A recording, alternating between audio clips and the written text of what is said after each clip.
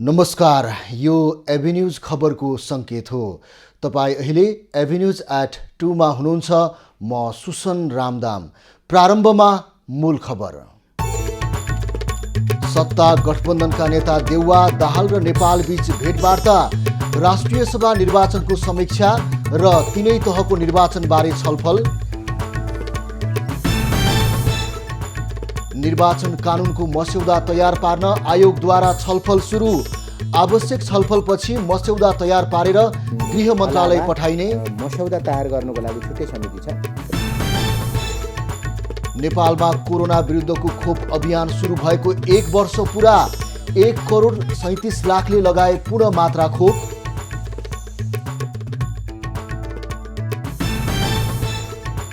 युक्रेनलाई लिएर अमेरिका रुस विवाद थप चर्कियो। युक्रेनमा आक्रमण गरे युरोप जाने पाइपलाइन चल्न नदिने चेतावनी।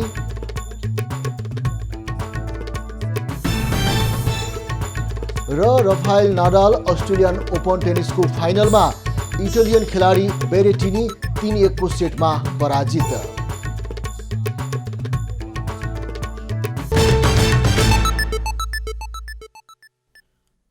अब खबरको सिलसिला प्रारम्भ गरौं। शीर्ष नेताबीच भेटवार्ता सम्बन्धी प्रसङ्गबाट। सत्तारूढ गठबन्धनका शीर्ष 3 नेताबीच शुक्रबार बिहान भेटवार्ता भएको छ।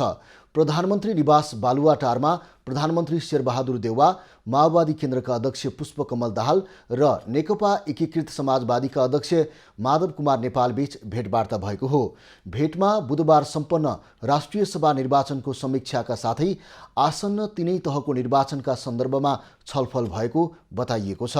छलफलमा सत्ता गठबन्धनका 5वटै दलका शीर्ष नेताको बैठक भोलि बोलाउने सहमति पनि भएको नेताहरूले बताएका छन्।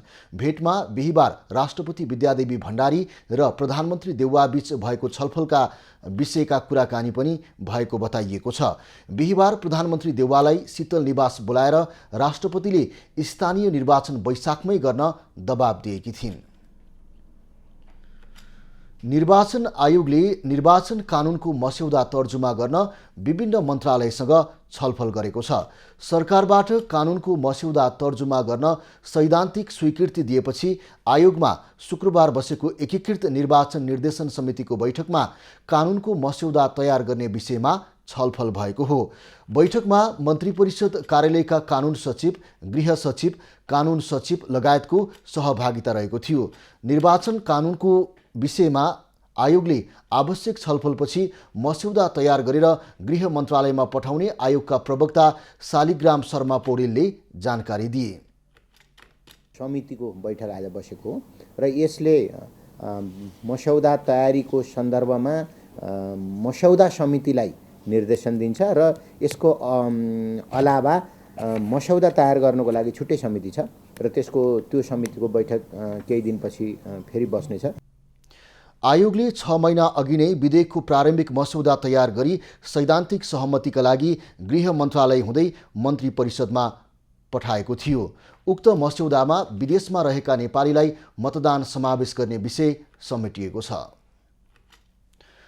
नेपालमा कोरोना विरुद्धको खोप अभियान सुरु भएको 1 वर्ष पुगेको छ।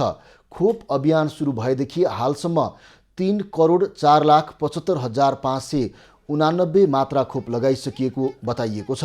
स्वास्थ्य तथा जनसङ्ख्या मन्त्रालयका अनुसार हालसम्म 1 मात्रा खोप लगाएको सङ्ख्या 1,64,58,475 पुगेको छ भने पूर्ण मात्रा खोप लगाउनेको सङ्ख्या 1,37,34,390 पुगेको छ। यस्तै अतिरिक्त खोप लगाउनेको सङ्ख्या 2,82,724 पुगेको छ। कुल जनसङ्ख्यामा 1 मात्रा लगाउनेको 54.2 र पूर्ण मात्रा लगाउनेको 45.2% पुगेका छन्।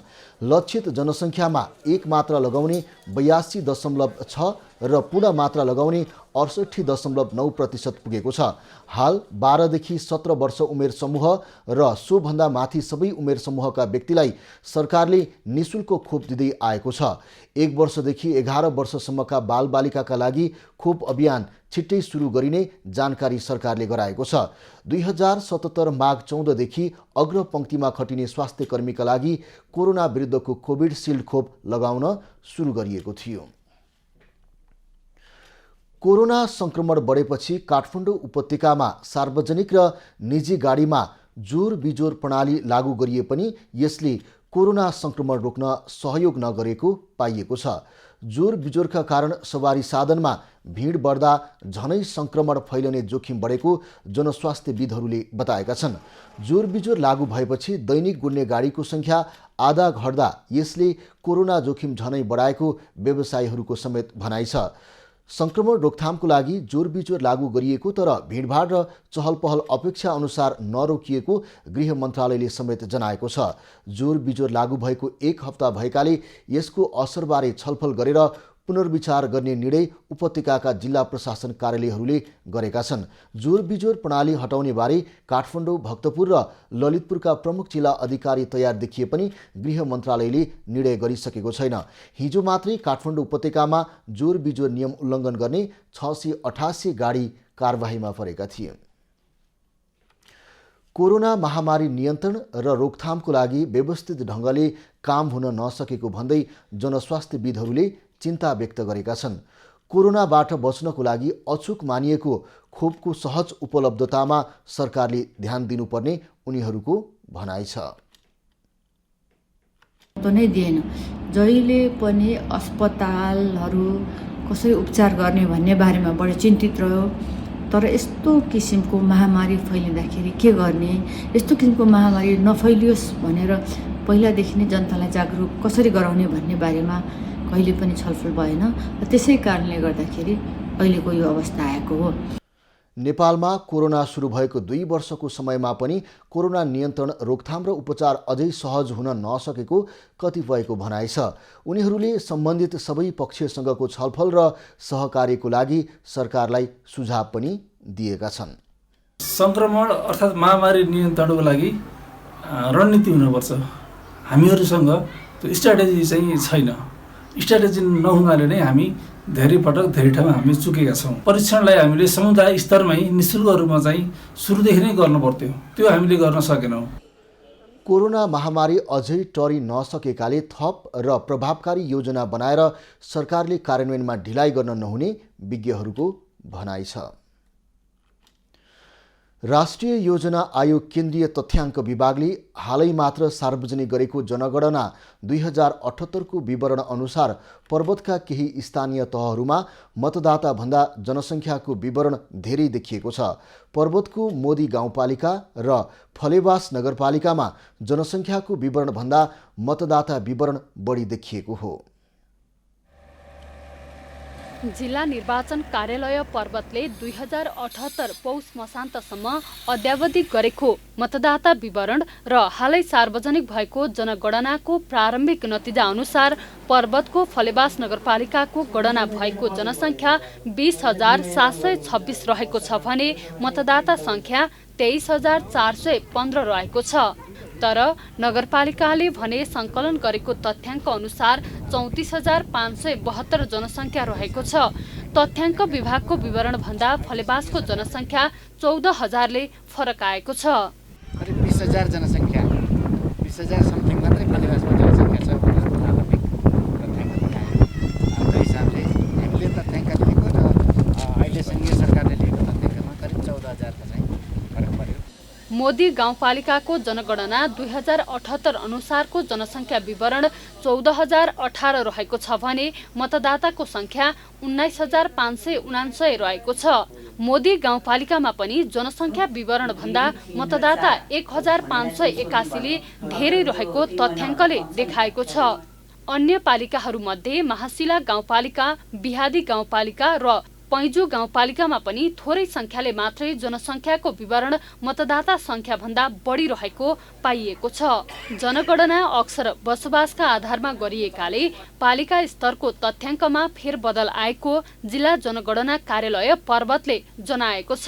स्रोत साधनको चाहिँ हाम्रो जुन ब्यालेन्स छ त्यो चाहिँ अझै इम्ब्यालेन्स हुने हो कि भन्ने हजुरको प्रश्नमा चाहिँ एकातर्फी जायजी कुरा त छँदैछ र पनि त्यसको साथसाथै हामीले सोही अनुसार जहाँ चाहिँ जनघनत्व बढी छ त्यही चाहिँ बढी त्यहाँ चाहिँ सर्भिस डेलिभरी बढी चाहिँ फोकस हुनुपर्ने हुनाले चाहिँ अब त्यसलाई पनि हामीले मध्यनजर गरेर चाहिँ अहिलेसम्मलाई चाहिँ त्यही अक्सर बसोबासकै हिसाबले चाहिँ हाम्रो जनगणना गरिरहेका छौँ।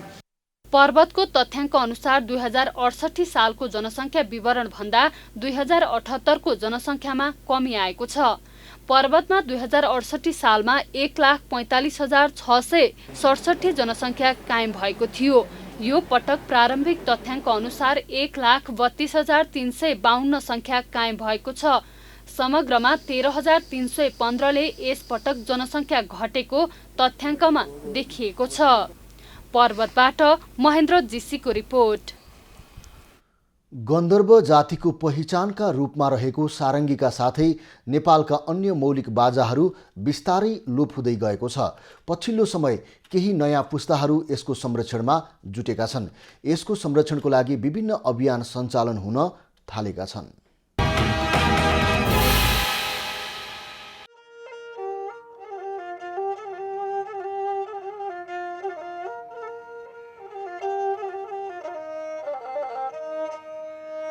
हाम्रो मौलिकता झल्काउने यस्ता बाजा आधुनिकताका साथै पछिल्लो समय बिस्तारै लोप हुँदै जान थालेको छ। नेपालमा सारङ्गीका साथै अन्य धेरै मौलिक बाजाहरू संरक्षणको पर्खाइमा रहेका छन्।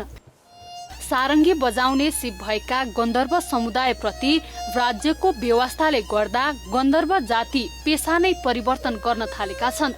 मौलिक लोकबाजाहरू लोप हुन नदिन अहिले केही व्यक्तिहरूले आफ्नै पहलमा यसको संरक्षणमा जुटेको बताउँछन्।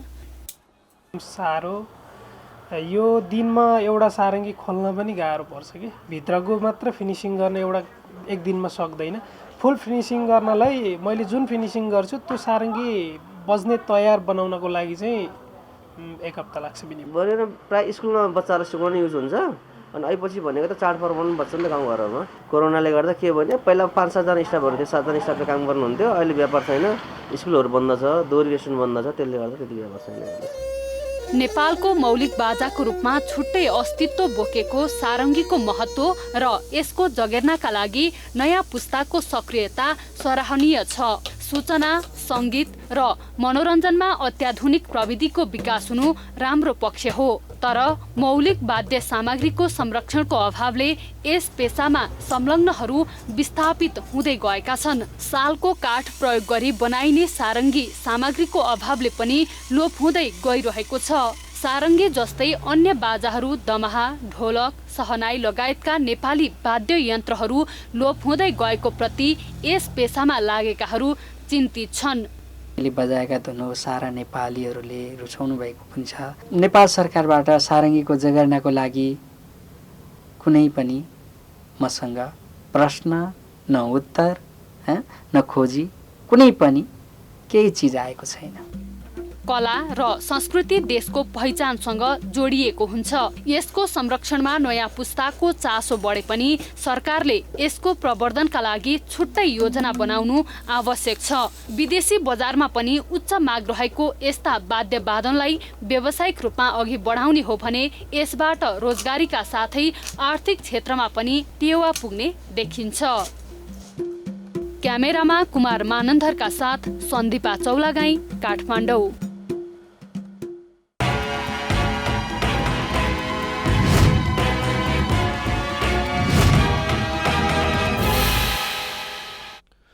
खबरको सिलसिला अझै जारी छ, हामीसँगै रहनुहोला। अब बाँकी खबर। बागमती प्रदेशका श्रम, रोजगार तथा यातायात मन्त्री घनश्याम दाहालले यातायात कार्यालयमा रहेका लिखित फाइलहरूलाई डिजिटलाइजेसन गर्न निर्देशन दिएका छन्।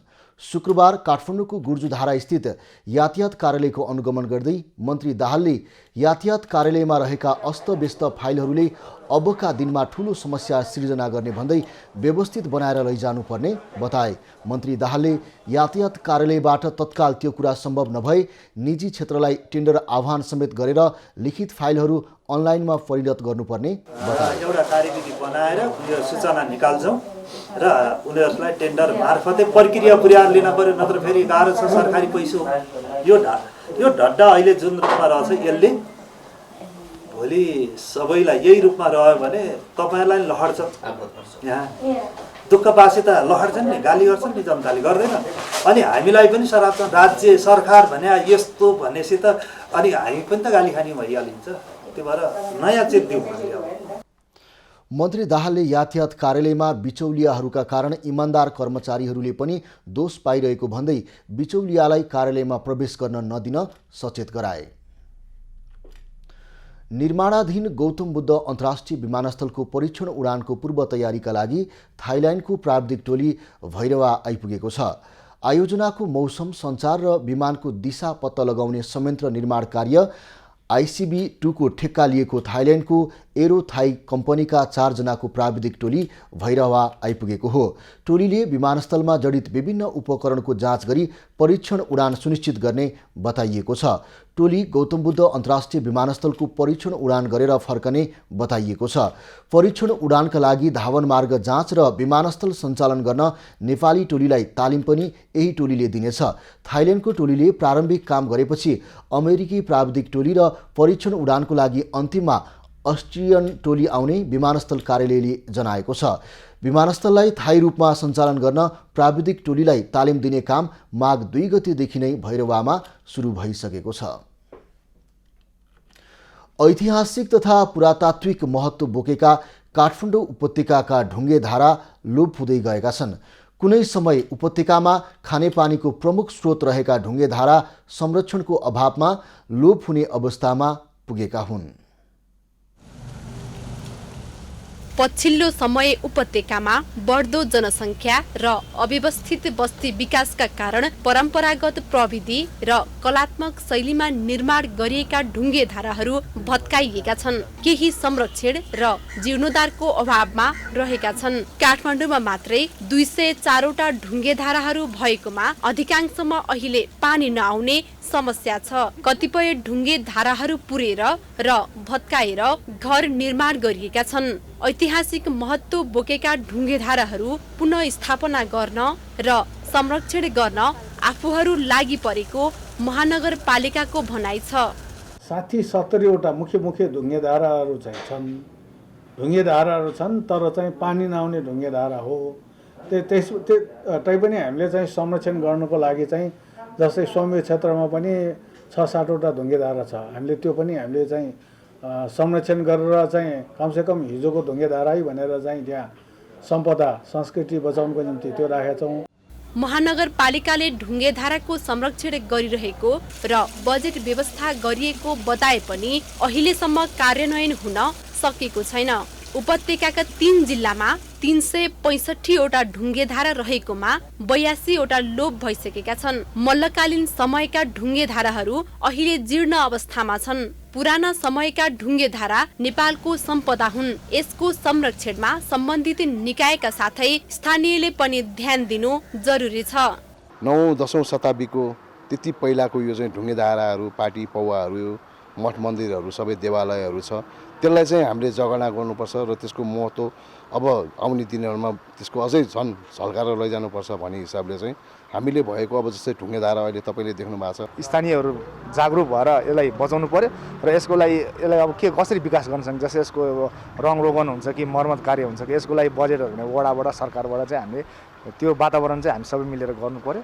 जसरी हुन्छ यसलाई चाहिँ बचाउनु पर्यो। यो चाहिँ सबै वडा, सबै नेपालवासीको जनताको एउटा दायित्व रहनेछ। मल्लकालीन समयका ऐतिहासिक महत्त्व बोकेका ढुङ्गे धारा अव्यवस्थित छोडिदिँदा यी धाराहरूको महत्त्व पछिल्ला पुस्तालाई कसरी बुझाउने भन्ने विषय सोचनीय बनेको छ। त्यसैले समयमै सम्बन्धित निकायको ध्यान जाओस्। भनिन्छ ढुङ्गे धाराको शुद्ध पानीले औषधिको काम गर्छ, तर यस्ता संरचनाको संरक्षण नगर्दा यसको अस्तित्व कहाँसम्म रहला। त्यसैले समयमै सम्बन्धित निकायले ध्यान दिनु जरुरी छ। क्यामेरामा करण गिरीको साथमा भवानी कार्की, काठमाडौँ। ओखलढुङ्गाको लिखु गाउँपालिकामा विभिन्न देवी देवताको स्वरूप भएका शक्तिपीठ सहितको गुफा फेला परेको छ। गुफाभित्र कुण्डलेश्वर महादेव उत्पत्ति भएको विश्वासका साथ स्थानीय भक्तजनहरूको गुफामा घुइँचो लागेको छ। दृश्य हो ओखलढुङ्गाको लिखु गाउँपालिका 8 टार केराबारी मजुवाको। पवित्र तीर्थस्थल मजुवा चुलीथुम्काको पहरामा नयाँ गुफा फेला परेको छ। गुफाभित्र कुण्डलेश्वर महादेव उत्पत्ति भएको स्थानीय पुजारीले पहिचान गरेका छन्। अहिलेसम्म कोही मान्छे नपुगेको यो गुफाभित्र विभिन्न देवी देवताको स्वरूप भएका शिला समेत फेला परेका छन्।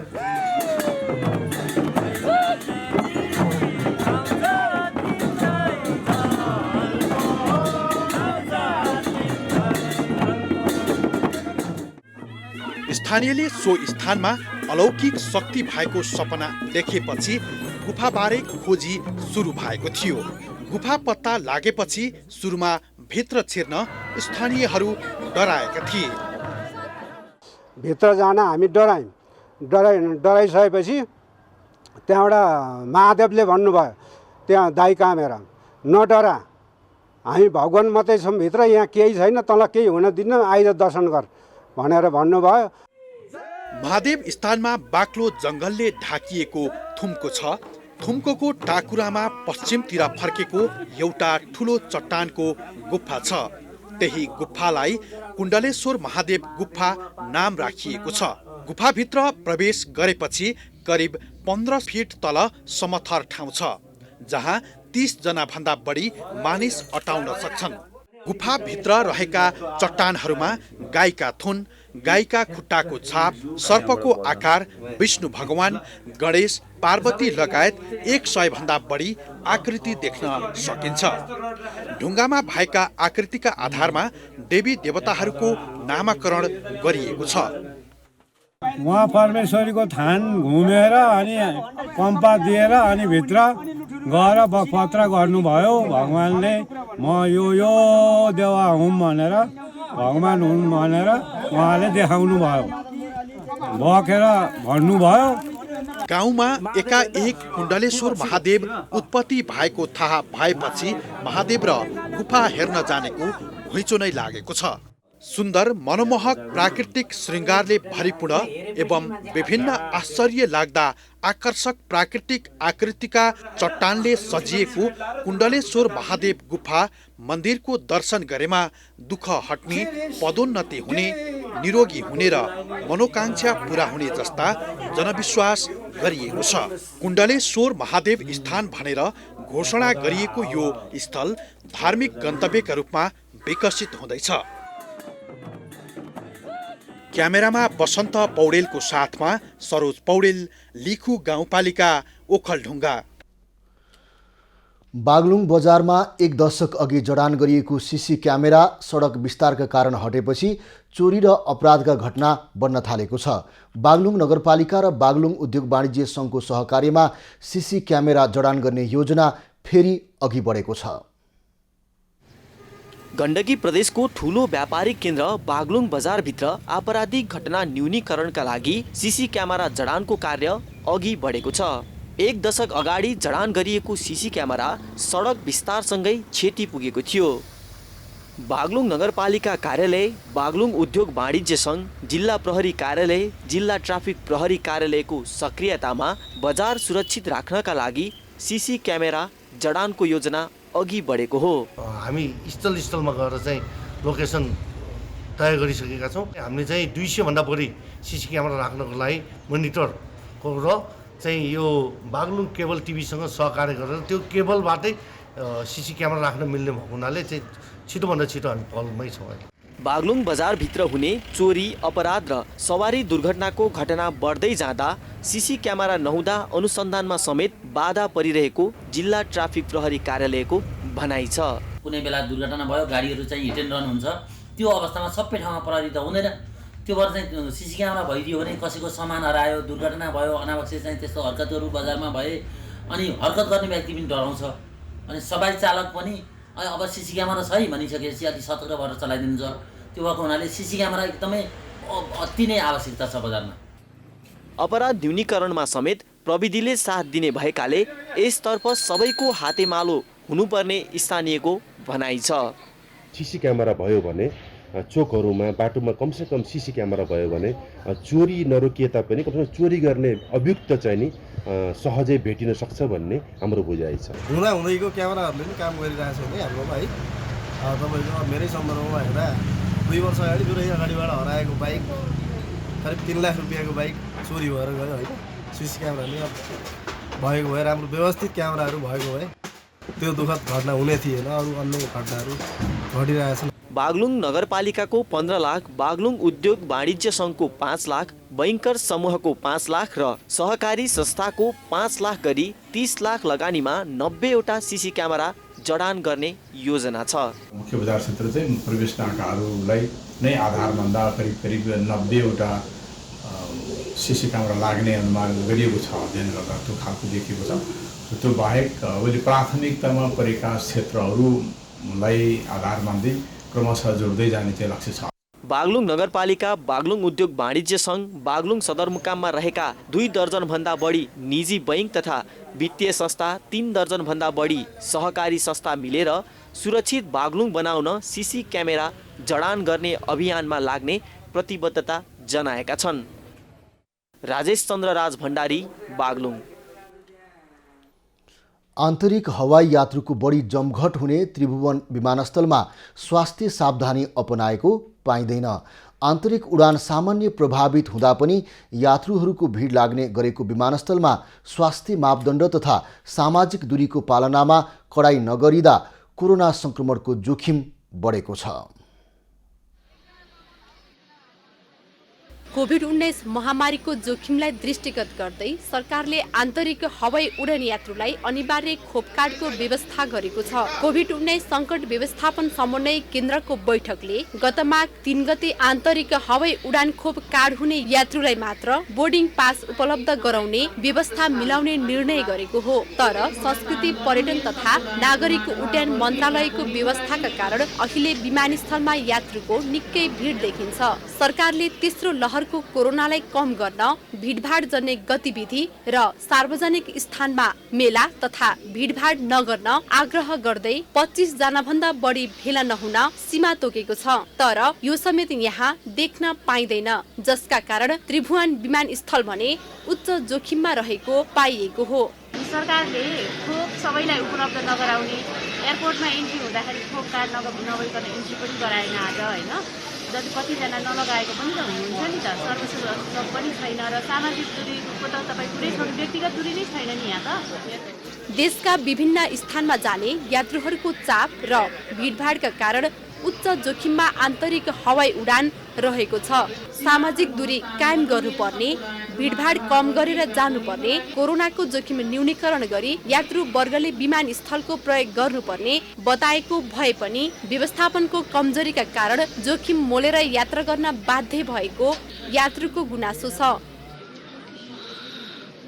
हामी पनि हिँड्न चाहिँ हिँड्दैछौँ, तर यो चाहिँ एकदमै भएन। धेरै नै मान्छे निकलता फ्लाइटमा चाहिँ त्यो जस आदि सामाजिक दूरी कायम गरेर गर्दै हुन्थ्यो भन्ने लागेको छ। स्वास्थ्य मापदण्ड पालना नहुनका साथै भिडभाड बढी भएकाले संक्रमण फैलिने ठूलो जोखिममा त्रिभुवन अन्तर्राष्ट्रिय विमानस्थल देखिएको छ। जोखिम बढे पनि विमानस्थलमा कोरोना विरुद्ध सतर्कताका लागि अपनाउनु पर्ने उच्च सावधानी अपनाइएको देखिँदैन। त्रिभुवन विमानस्थलमा दैनिक 110 सम्म आन्तरिक र 2 दर्जन अन्तर्राष्ट्रिय उडान हुँदै आएका छन्। इन्दिप कोइराला, सुदूरपश्चिम प्रदेशमा भारतसँगको प्रमुख नाका गौरी फन्टामा होल्डिङ सेन्टर निर्माणमा ढिलाइ भएको छ। गत भदौ मसान्तमै सम्पन्न भइसक्नुपर्ने होल्डिङ सेन्टर निर्माणको काम अझै पूरा हुन सकेको छैन।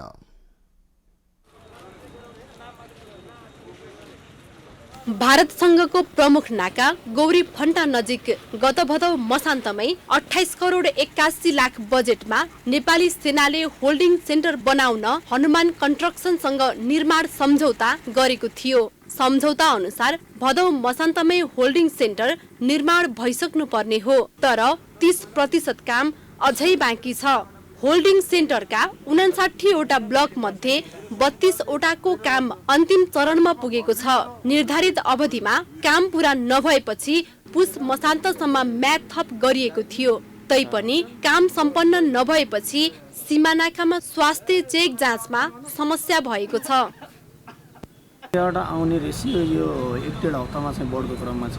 लगभग 700-800 देखि लिएर 1000 को हाराहारीमा छ। अब त्यसमा पनि हामीले 90% चाहिँ टेस्टिङ गर्ने गरेका छौँ, एन्टिजेन टेस्टिङ गर्छौँ हामीले। ल यदि भ्याक्सिन नलगाएकोहरूलाई चाहिँ भ्याक्सिन लगाउन आग्रह गरेर भ्याक्सिन पनि लगाइदिने गरेका छौँ। उता निर्माण कम्पनीले भने सेनाले समयमै भुक्तानी नदिँदा निर्माणमा ढिलाइ भएको जनाएको छ। अहिलेसम्म पैसा लिएको भनेको बजेट लिएको भनेको 40% हो। 40%मा हाम्रो फिजिकल प्रोग्रेस चाहिँ 71% छ। त्यसपछि बजेट अभाव भएको कारणले गर्दाखेरि चाहिँ हाम्रो कामलाई अगाडि बढाउन सकिएन। प्रदेश सरकार पनि होल्डिङ सेन्टर निर्माणको पर्खाइमा छ। उसले पनि चाँडो बजेट निकासाको लागि पहल गरिरहेको जनाएको छ। समस्या हामीलाई छ किनभने हाम्रो होल्डिङ सेन्टर पूर्ण रूपले तयार भएको छैन। कञ्चनपुरको हकमा 90% जति काम भएको छ अरे, यताको अलिक ढिलो भएको छ। यो खास गरिकन त्यो त्यहाँको भौगोलिक कारणले पनि अलिकति पानी परिने बित्तिकै बाटो बिग्रिने त्यो भौगोलिक कारणले पनि चाहिँ समस्या भएको छ। तैपनि 250 हिजो बेलुकासम्म 250 तयार भएको छ भन्ने छ। भारतबाट स्वदेश आउने नागरिकलाई सिधै घर नपठाई केही दिन होल्ड गराएर मात्र घर पठाउने गरी होल्डिङ सेन्टर निर्माण थालिएको हो। तर दोस्रो पछि तेस्रो चरणको कोरोना संक्रमण निकै उच्च दरमा बढिरहेका बेलासम्म होल्डिङ सेन्टर निर्माण नहुँदा यसको औचित्यमाथि प्रश्न उठेको छ। एक गाउँपालिका एक खेल मैदान बनाउने घोषणा सरकारले यसअघिको आर्थिक वर्षको बजेट भाषणमा नै गरिसकेको छ। सङ्घीय संरचना अनुसार खेलकुदका गतिविधि पनि सञ्चालन हुन थालिसकेका छन्। सोलुखुम्बुको माप्य दुधकोशी गाउँपालिकामा पनि स्थानीय र गाउँपालिकाको समन्वयमा नमुना रङ्गशाला निर्माणको काम तीव्र गतिमा अगाडि बढेको छ। देशमा सङ्घीयता लागू भएसँगै सङ्घीय गतिविधि पनि आरम्भ हुन थालिसकेका छन्। जुन उदाहरण सोलुखुम्बुको माप्य दुधकोशी गाउँपालिका 4 स्थित कोर्कुमा भइरहेको रङ्गशाला निर्माणको कामले प्रस्ताएको छ। केन्द्रीय सरकारले आर्थिक वर्षको बजेट भाषणबाट एक गाउँपालिका एक खेल मैदान निर्माण गर्ने योजना अगाडि सारेसँगै खेलकुद विकासका लागि सरोकारवालाहरू जोडिन थालेका छन्। सोलुखुम्बुको एक दुर्गम स्थानमा स्थानीय बासी र गाउँपालिकाको समन्वयमा करिब 270 रोपनी भन्दा बढी जग्गामा रङ्गशाला निर्माण भइरहेको छ। स्थानीय जनताले उपलब्ध गराएको जग्गामा रङ्गशाला निर्माणका लागि गाउँपालिकाले डिपिआर गरेको छ। करिब 100 मिटरभन्दा लम्बाइ लामो भएको र 50 मिटरभन्दा अलिकति चौडाइ बढ्ता भएको खेल मैदान बनेको छ। त्यो खेल मैदानको डिपिआर पालिकाले तयार गरेको छ। करिब 35 घरधुरीले उपलब्ध गराएको जग्गामा अहिले रङ्गशाला निर्माणको काम भइरहेको छ। पछिल्लो समय खेलकुदबाट नेपालले विश्व चर्चा कमाइरहेको भन्दै खेलकुद विकासका लागि आफ्नै इच्छामा रङ्गशाला निर्माणका लागि जग्गा उपलब्ध गराएको जग्गा धनीहरू बताउँछन्। गाउँपालिका स्तरीय रङ्गशाला चाहिँ बनाउनुपर्छ भन्ने एउटा पालिकाको अवधारणालाई बुझेर चाहिँ हामीले जग्गा चाहिँ निःशुल्क हामीले दिएका हौँ। विगत ठाउँ अब यस्तो पहाडको ठाउँमा यस्तो मैदान बन्न भनेको हामीले सोचेका थिएनौँ। मान्छेहरूले भन्थ्यो यो तिमीहरूले तपाईँहरूले चाहिँ कसरी चाहिँ यसलाई त्यो व्यवस्थापन गर्नुहुन्छ भन्दै हुनुहुन्थ्यो। तर पनि आज उनीहरूको सामुन्ने एउटा हामीले नमुना सडक तयार पारिराखेको छ। 2074-75 को आर्थिक वर्षदेखि सुरु भएको रङ्गशालालाई अत्याधुनिक बनाउने योजना सहित एकैपटक ब्याडमिन्टन, भलिबल र फुटबल खेल सञ्चालन गर्ने योजनाका साथ काम भइरहेको छ। हामी निकै अत्याधुनिक रङ्गशाला निर्माण गर्नको लागि हामीले तयारी गरिरहेका छौँ र यसमा विशेषतः एकैपटक महिला भलिबल, पुरुष भलिबल, ब्याडमिन्टन र फुटबल एकैचोटि खेलाउन मिल्ने गरी हामीले खेल मैदान तयारी गरिरहेका छौँ। सबै स्थानीय तहबाट पनि यस्तै तदारुकता देखाए नेपाली खेलकुदमा भएको पूर्वाधार अभावको समस्या सुल्झिन धेरै वर्ष कुर्नु पर्दैन। खबरको सिलसिला अझै जारी छ, हामीसँगै रहनुहोला। नेपाल क्रिकेट सङ्घ क्यानले राष्ट्रिय टोलीका 4 खेलाडीलाई 6 महिना अनुबन्धन सेन्ट्रल कन्ट्र्याक्टबाट बाहिर राख्ने निर्णय फिर्ता लिएको छ। क्यानको बिहिबारको बैठकले ज्ञानेन्द्र मल्ल, दिपेन्द्र सिंह ऐरी, सोमपाल कामी र कमल सिंह ऐरीलाई 6 महिनाको अनुबन्धनबाट बाहिर राख्ने यसअघिको निर्णय फिर्ता लिएको हो। त्यस्तै बैठकले केन्द्रीय सम्झौतामा रहेका खेलाडीको वर्गीकरण पनि गरेको छ। पुरुषतर्फ कप्तान सन्दीप लामिछाने, पूर्व कप्तान ज्ञानेन्द्र मल्ल, दिपेन्द्र सिंह ऐरी, सोमपाल कामी र करण केसीलाई वर्गीकरणको ग्रेड एमा राखिएको छ।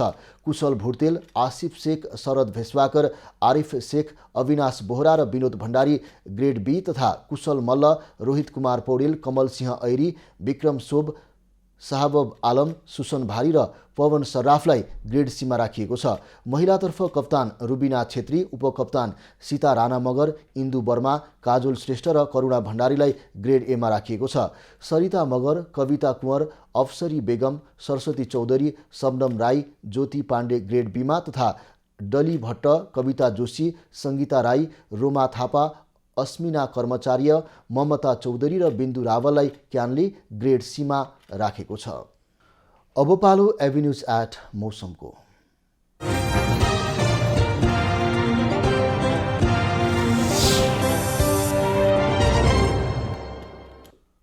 हाल देशमा पश्चिमी न्यूनचापीय प्रणालीको आंशिक प्रभाव रहेको छ। हाल देशको पहाडी भूभागमा आंशिक बदली रही तराईका केही भूभागमा हुस्सु कुहिरो लागेको छ। दिउँसो देशभर आंशिकदेखि सामान्य बदली रहने जल तथा मौसम पूर्वानुमान महाशाखाले जनाएको छ। काठमाडौँ उपत्यकाको आजको अधिकतम तापक्रम 14 डिग्री सेल्सियस र न्यूनतम तापक्रम 4 डिग्री सेल्सियसका बीचमा रहने अनुमान छ। आज सूर्योदय बिहान 6:52 भयो भने सूर्यास्त साँझ 5:41 हुनेछ। आज देशभरको मौसम कस्तो रहला त हेरौँ देशका विभिन्न स्थानको अनुमानित मौसमी अवस्था।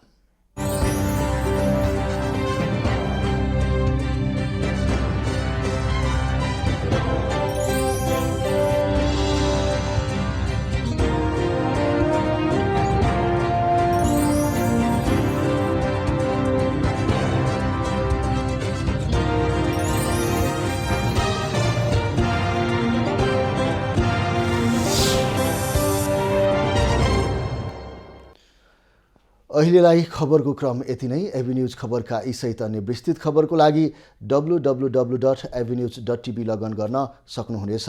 युट्युब, फेसबुक र ट्विटरमा पनि हामीलाई फलो गर्न सकिनेछ। खबरभित्रको खबरको लागि हेर्दै रहनुहोला एभिन्यूज खबर। नमस्कार।